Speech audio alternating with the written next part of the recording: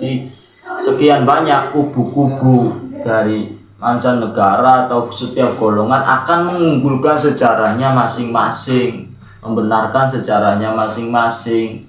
Mungkin kata orang Jawa, beliau itu asli orang Jawa, terus kemudian dikembangkan atau diceritakan lagi dari beberapa pihak bahwa Sunan Kalijaga itu bukan orang Jawa. Nah, untuk silsilah keturunannya, beliau asal-usul Sunan Kalijaga versi orang Arab atau Kalijaga versi Jawa terlebih dahulu. Yang pertama Adipati Ponorogo, beliau kakek buyutnya. Kemudian Arya Wiraraja atau Banyak Wide. Adipati Ponorogo, Arya Wiraraja, Arya Adhikara atau Arya Ranggolawe. Ini keturunan beliau ke atas. Kemudian Arya Teja 1, Bupati Tuban, Arya Teja 2, dan Arya Teja 3. Ini sudah 6.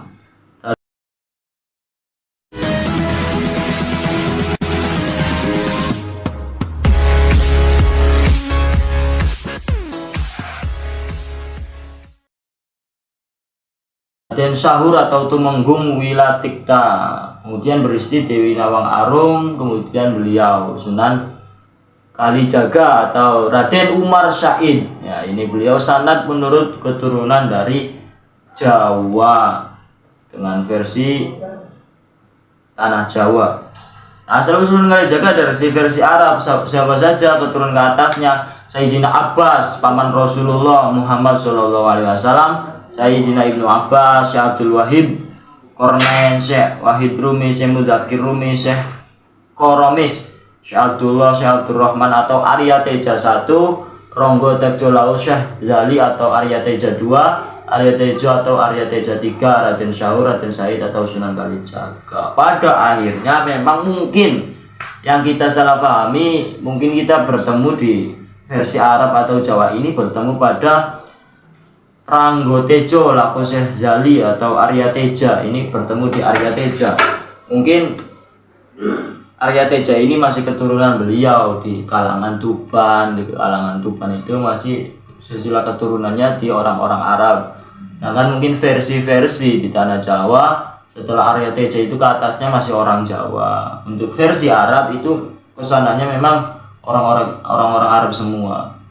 Ada juga, ini bukan hanya di versi Jawa atau versi Arab, ada juga versi Cina. Ini menurut sebagian pendapat bahwa Raden Umar Said atau Sunan Kalijaga itu memang mempunyai bernasab ke negeri tirai bambu atau negeri Cina, Shanghai. Adipati Ponorogo, Arya Wiraraja atau Byakwid, ini masih bersangkutan dengan Jawa. Memang mungkin pada masa itu Jawa masih dikuasai oleh pedagang-pedagang asing, masih dikuasai oleh negeri-negeri Cina. Jadi adanya Cina-Cina di Indonesia itu hasil saudagar-saudagar atau kerjasama perdagangan di Indonesia Jawa dahulu. Jadi sama saja seperti di versi Jawa, ini masih berkaitan dengan Arya Wiraraja, Arya Adhikara, Arya Teja. Ini keturunan beliau. Nah, kelahiran beliau ini mengisahkan tentang kelahiran sosok beliau Raden Umar Said. Sunan Kalijaga diperkirakan lahir pada tahun 1450 dengan nama Santi Kusumo. Nah, ini mungkin kita jarang sekali tentang sejarah-sejarah asli atau banyak versi sih ya. Dalam sejarah itu banyak orang-orang yang mengatakan bahwa ini seperti ini seperti ini. Nah, di sini Sunan Kalijaga bernama lahirnya itu Santi Kusumo. Dengan nama Santi Kusumo lahirnya, dengan nama Santi Kusumo lahir 1450. Beliau lahir 1450. Beliau adalah para empu Santi Bandra, kakeknya bernama Bandala atau buyutnya bernama Malasmi, Raja Lasem, bergelar Raja Sawardana. Namun nama lain Sunan Kalijaga antara Lokajaya. Ini salah satu nama-nama beliau ya. Berandal Lokajaya itu ciri khas sekali di telinga kita, masyhur bahwa beliau itu menjadi berandalan tapi untuk membela kaum-kaum rendah. Dengan berandalnya beliau mengambil uang, terus memaling di lumbu-lumbu padi dan lembu jagungnya kerajaan, kemudian disebarkan, atau koin-koin emas disebarkan ke para penduduk yang minoritas atau penduduk yang kurang mampu. Syekh Malaya, Pangeran Tuban, dan Raden Abdurrahman.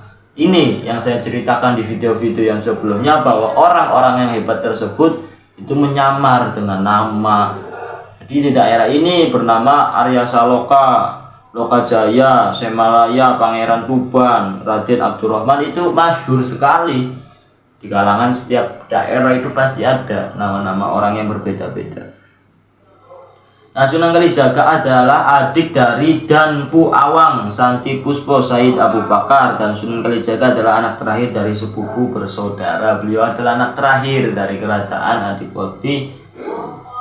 Adipati siapa ya beliau? Raden Sahur itu. Beliau adalah anak terakhir dengan silsilah keturunan kerajaan Tuban. Beliau lahir di Tuban. Nah, wafat untuk lahir tadi pada 1450. Untuk wafat beliau, ketika wafat ia dimakamkan di desa Kadilangu dekat kota Demak, Bintaro. Makam ini hingga sekarang masih ramai diziarahi orang-orang di seluruh dunia. Ini maksud sekali, ketika kita ada kegiatan religi mengenai ziarah Wali Songo, pasti kita mengunjungi beliau yang berletak di Kadilangu, Demak, yang masih sering kita ziarahi makamnya. Nah, setelah wafat kita kembali kepada historis pernikahan beliau. Pernikahan beliau dalam satu riwayat Sunan Kalijaga disebutkan menikah dengan Dewi Saroh binti Maulana Ishaq. Ini salah satu wali songo ya, Maulana Ishaq. Dan mempunyai 3 putra, Raden Umar Said, Sunan Muria, Dewi Rakayuh, dan Dewi Sofia. Maulana Ishaq memiliki anak bernama Sunan Giri dan Dewi Saroh. Mereka adalah kakak beradik.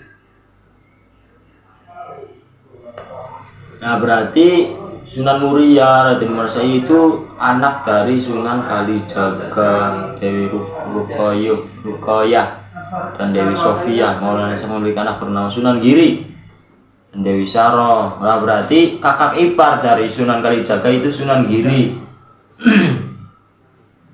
Mereka adalah kakak beradik. Jadi beliau Sunan Kalijaga itu dalam masalah pernikahan dan keturunannya, ayah beliau adalah Sunan Wali Songo, termasuk Maulana Ishaq, kemudian kakak iparnya Sunan Giri, kemudian anaknya Sunan Muria, Umar Said. Nah, ini orang-orang hebat itu sering sekali terjadi seperti itu, tidak jauh dari sosok orang-orang terdahulunya di atasnya. Kalijaga menikah dengan Putri Arya Digara. Dari pernikahan itu lahir Raden Ayu Panengah yang telah dewasa menikah dengan Ki Ageng Ngerang III. Mereka lah orang tua Ki Penjawi, salah satu sesepuh Mataram. Nah, Sunan Kalijaga menikah dengan Putri Arya Digara. Nah, metode ini sering sekali dengan menikahkan dirinya dengan raja-raja, anak dari raja. Agar kenapa? Agar dimudahkan dalam berdakwah agama Islamnya. Ketika kita sudah mengambil kepemimpinannya, kita bisa melewati masa-masa atau di mana rakyat itu taat kepada pemerintahan. Jadi salah satu trik atau strategi di zaman dahulu itu menikahi putri-putri raja, para orang alim itu.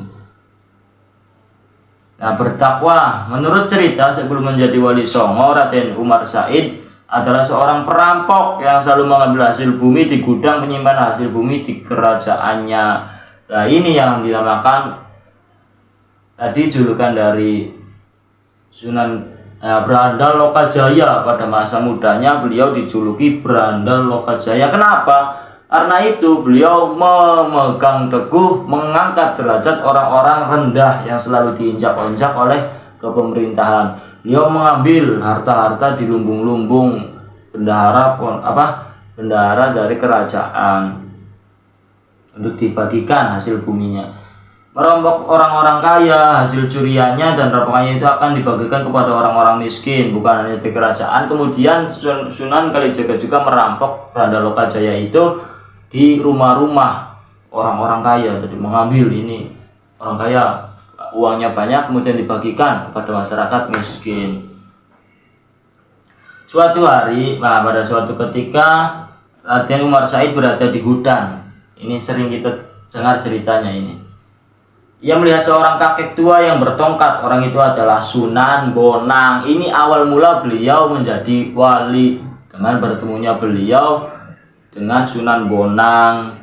Karena tongkat itu dilihat seperti tongkat emas, ia merampas tongkat itu.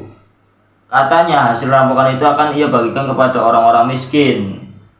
Nah, kenapa Sunan Kalijaga merampok Sunan Bonang? Karena tongkat yang dibawa oleh Sunan Bonang itu terlihat seperti emas. Jadi tongkat emas kemudian dirampok Sunan Bonang itu oleh Branda Lokajaya, Sunan Kalijaga ini. Untuk apa, nak? Untuk membagikan kepada fakir miskin, orang-orang yang miskin, kata Sunan Kalijaga Raden Umar Said. Karena tongkat itu dilihat seperti tongkat emas, merampas tongkat itu. Sunan Bonang tidak membenarkan cara itu. Ia menasihati Raden Umar Said bahwa Allah Subhanahu wa Ta'ala tidak akan menerima amal yang buruk. Lalu Sunan Bonang menunjukkan pohon aren emas. Bila Raden Said ingin mendapatkan harta tanpa berusaha, maka ambillah buah aren emas yang ditunjukkan oleh Sunan Bonang. Pada suatu ketika banyak